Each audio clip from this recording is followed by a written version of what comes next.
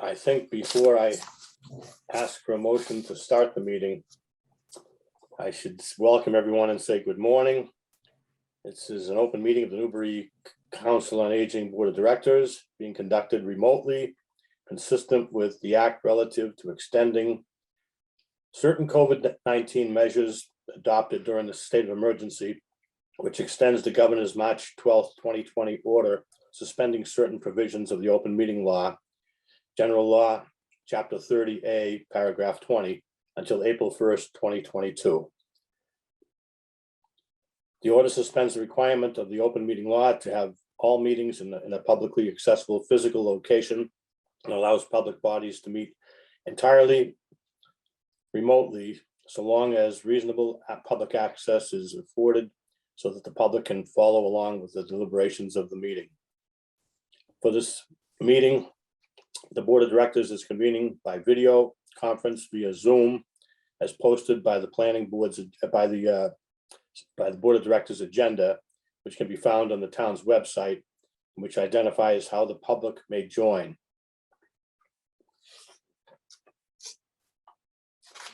All voting during the meeting will be done by roll call vote because it is a Zoom meeting.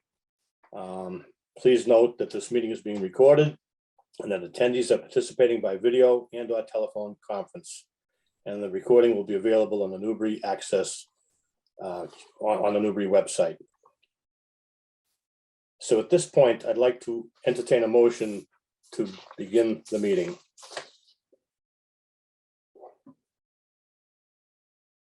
Second. Did anyone make the motion? So moved. Sorry, I was still muted. Okay. I'll make a motion to commence the meeting. So we will commence the meeting. I think for this morning, I'd like to include the public comment. I'm sorry, I need to verify that the participants are here. So I'll do just a roll call. Just respond with yes to identify that you're here. Chris Howe. Here. Damon. Here. Susan. Yes. Bill DeMayo, yes. So this morning, I'd like to reshuffle the agenda a little bit and put public comment at the end of the meeting, last thing to discuss. So first item for the agenda would be to review and approve the December 20th, 2021 meeting minutes. I'll entertain a motion to do that. Make a Move to motion approve the minutes. Oh. Second. Okay, now we'll do a roll call vote. Chris, Yes. Susan, Yes. Damon, Yes. Bill, yes. Next is we'll have Cindy's report, the Council on Aging Director's report.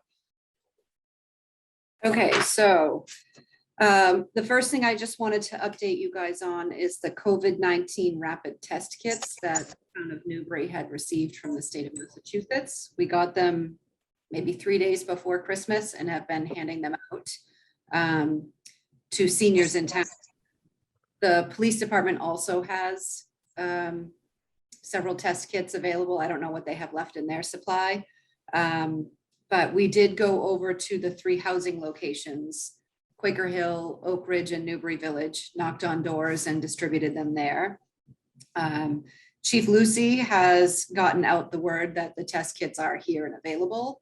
But I am also putting that in our newsletter that is going out hopefully next week. I did send it off to the printer the end of last week, so I'm hoping to get it this week and then we can get it out in the mail. So one thing I did mention was that we do have these rapid test kits available. It's 1 per person. There's very limited supply. So it's basically while supplies last. The next thing is the free COVID test kits that you can order from the government. We've been helping people to order those online. I did put a little section in this newsletter about the website you can go to order those. There is a phone number that you can call, or certainly to call us here at the Council on Aging, and we'll help people order those. That is for individual test kits, and it is 4 per household if you have 6 people in your household. you cannot order another 4 kits. That's just the way this is. So I know it's frustrating for people, but we're certainly suggesting that they get them. Don't use them unless you need them. And that is a little section of the newsletter that we put in as well. Our drawing class is on hold for now due to increasing COVID numbers. The instructor, her family was actually a little bit concerned and asked her to stop participating in that. At this point, we are waiting to hear back from her. Hopefully after this sort of wave goes by, she'll be ready to resume. That is a very popular class. I believe she has eight or 9 students in that class. So we are anxious for her to return when she's comfortable and when everyone's comfortable to get back together. We did do a program last week, maybe it was the week before, with Joppa Flats over on Plum Island. They came here and did a winter backyard birds program. We did record that program and it is going to be shown on Channel 9. We do have an upcoming program with them. We've booked, I don't know, maybe 3 programs with them. And hopefully by the spring, when we do, I think there's a tide pools one that we were going to do. Hopefully by then we'll be able to go there and do something in person. If not, they will come here with buckets and creatures, and we'll do it here at the Council on Aging. We do have our game night scheduled for tomorrow evening from 5 to 7 here at the Council on Aging. We're going to order pizza and salads, and we're going to have all kinds of games for people to play. To go back to COVID-19, we've helped a lot of people register for their booster shots. So if anybody does need help with that, a lot of people don't have access to the internet or whatever, we're happy to help people register for their booster shots or direct them to walk-in clinics. I will tell you, van usage has dropped off a bit due to COVID numbers increasing. People are a little bit nervous about getting on the van or going out shopping. So they're having, during the thick of COVID, they were finding other options, whether it was home delivery of groceries or they had a family member or whatever. So that's kind of, we're still offering it, but we really aren't having many people interested right now. But we're certainly still available. Same thing with neat rides. Neat rides have been very difficult to book. So if we cannot find someone to get a senior to their medical appointment, we're using a taxi service, like I told you guys before about the chocolate tour funds. So if you know people that are interested in being NEAT drivers, you can send them our way. We'll send them to NEAT. There's a big need, especially in this area. People, I mean, we have people who have regular appointments, whether it's PT appointments or, I have someone who needs to go to a wound clinic, like there's regular appointments. So there's definitely a need. Like I said, the newsletter was sent to the printer last week. We're hoping to get that out end of next week. Upcoming events, like I said, Joppa Flats. This one that we're going to do in February on Tuesday, the 8th, is Eagles, Owls, and Hawks. Veteran Services with Karen Tyler is back. I believe she used to come to the Council on Aging once a month to meet with vets and or their spouse to talk about benefits that are available for them. So that is resuming. She will be here on Tuesday, February 15th from 11 to 12 and Thursday, March 10th from 10:30 to 11:30. And of every 2 months, we'll get her schedule and put it in the newsletter. We're doing a nutrition program called Eating the Rainbow on Tuesday, February 17th at 11 a.m. That is with dietitian from Age Span. Elder Services of Merrimack Valley in the North Shore has rebranded to Age Span. So the dietitian from over there at that program will come and present a program about the importance of eating fruits and vegetables. I'm sorry, Cindy, what was that? Was it age span? Age Span, it's one word, but the S in span is capitalized. Thank you. You're welcome. Watercolor class with Bill Duke is Tuesday, February 22nd and Tuesday, March 22nd from 10 to 1. That is a class that's limited to 10 people. It's usually pretty popular, so people should give us a call to register for that. And our big program we've got coming up, we're doing a St. Patrick's Day corned beef and cabbage lunch over at Peta Hall on St. Patrick's Day, Thursday the 17th at 12 p.m. So those are some things that are going on. That's an awesome slate of events to have, Cindy. Thank you. You got it. Okay, other business. Joyce wanted me to talk this morning a little bit about the operating meeting guideline package that I sent out right after Christmas, and also the package I sent out at the same time about the proposed election process. I have to tell you that I've got this red pen, which I'm going to award to Susan Grillo for an excellent job in proofreading what I submitted, picking up all of my punctuation errors and grammatical errors and spelling errors. You did a great job, Susan. Thank you. I haven't heard from Chuck, and Chris, I don't think I saw any comments from you yet. So I'd like you to, when you have a chance, an opportunity to look at those documents and just go through them and give me any input that you may have, or any changes that you might propose. It's a work in process, and the intention was, first of all, for the meeting guidelines, just to set up a framework of guidelines that Joyce or any future chair could use in terms of conducting a meeting and our behavior during the meeting and participation with citizens during the meeting as well. And the election process for us was I think we described it as kind of loosey-goosey last June.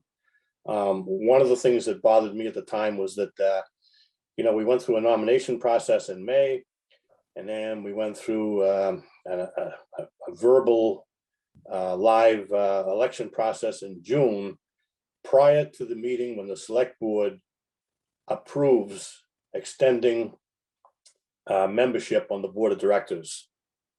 And I'm thinking of proposing that we delay our election until the select board extends or appoints people to the board of directors. And then we won't have any issues then of someone being elected to a position, an officer position on the board of directors, and not being extended or reappointed by the select board. It kind of makes sense to me, and I'll be looking for your input. And we'll talk about this at length at some other meeting. But right now, like I said, they're both a work in process, and the intention was just to formalize everything and to have a process. That was a big part of my career at GE, I think. So I've been brainwashed, so to speak. So Susan, next time I see you, I'll give you the red pen. Oh, thank you so much. Well, you did a great job on putting it into the outline, and I'm new to it all, so just doing what I can, but No, it was perfect. I'm looking at the participants in the meeting, and I don't see any citizens who called in to enter the Zoom meeting. So I don't think there's any need to talk about public comment guidelines, or I expect with no one tuning in, there will be no public comment. So I do not believe there's anything that we need to discuss in an executive session. And I would ask, does anyone else have any other business that they'd like to talk a little bit about? I just have a question, I guess. I know that the Salisbury fires, the Council on Aging in Salisbury is doing a lot to help the citizens there. And I was wondering if it would be appropriate or even allowed for us to make a donation to the Council on Aging in Salisbury to help them out. I don't know how that works. I'm not sure either. The Council on Aging in Salisbury is working with the did you say the fire department? They are kind of collecting donations from citizens and from the community and organizing a place for people who were impacted by the Salisbury fires to pick up gift cards and clothing, or whatever things have been donated to help them out. Where it's another Council on Aging, I didn't know if it would be appropriate for us to provide a gift card. I mean, individually, obviously, we can do whatever we wish, but I didn't know if Council on Aging. Do you know what they are requesting? What's that? Do you know what they're requesting as far as aid? I think think there was an article in the paper today. I haven't read it yet, but there was something in right after the fires that they were looking for gift cards just to help people out so that they could hand them out so they could get food or clothing or whatever they might need to get themselves started again. A lot of the people lost everything that was in their home. It was a devastating fire. Huge. So. Yeah. We'd have to Cindy, check the I'm town not sure. council. Go ahead, Damon. Sorry. There are definitely limitations on how we can spend money, or there were as a selectman, especially as far as giving aid and donations to other towns. I don't know if the same applies for the Council on Aging, but before doing anything in that direction, I would want to make sure that we were legally allowed to do it.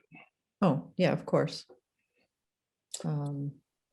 Yeah, Cindy, just- My thought is that it would have to come through the Friends. I would Okay. think. okay. that's a good discussion to have. Maybe perhaps you can run that by Tracy and maybe town council. The Friends website is pretty specific about the citizens of Newbury. True. So we'd have to test that out, I think. That's a great idea, Susan. Okay, thank you for bringing that up. Yeah, I just didn't know if the Council on Agings did, support each other for certain needs. I know you talk to each other as far as what the different councils are doing and such, but I didn't know if there was any kind of reciprocal aid type of thing. So just curious. Well, Great. and if we can't donate monetarily, I mean, one of the things that I've been speaking with Cindy about is, again, the newsletter isn't always timely. And so trying to get like more active on some of the social media so that we can get, for example, the availability of the COVID tests and things like that, that people won't know if the monthly newsletter then comes and goes. So we can, once we get access to these tools, because there is a property that's set up, but Cindy is not aware of it, nor has, I think, access. So before started the meeting, I suggested reaching out to the town IT just to see if they happen to have set it up into beginning. But this is another vehicle that we can use to perhaps get the word out that the Salisbury Senior Center is looking for donations. And again, if anybody would like to help them individually. So again, there's a lot of ways to do that other than monetarily. So just a suggestion. Yeah, it's a good idea. Great suggestion. Anything else? Then I'd entertain a motion to adjourn the meeting. Oh, our next meeting should be set up first. Calendar for February. Winter's flying by. Tell me about it. I think the 21st of February is the third Monday of the month. Is that a holiday? It is. It's President's Day and we're closed. Okay. So it looks like it would fall on the following Monday, the 28th. Makes sense to me. Okay, let's set that date. And now I'll look for a motion to adjourn the meeting. So moved. Seconded. Okay, roll call vote. Chris, Yes. Susan, Yes. Damon, Yes. Bill, yes.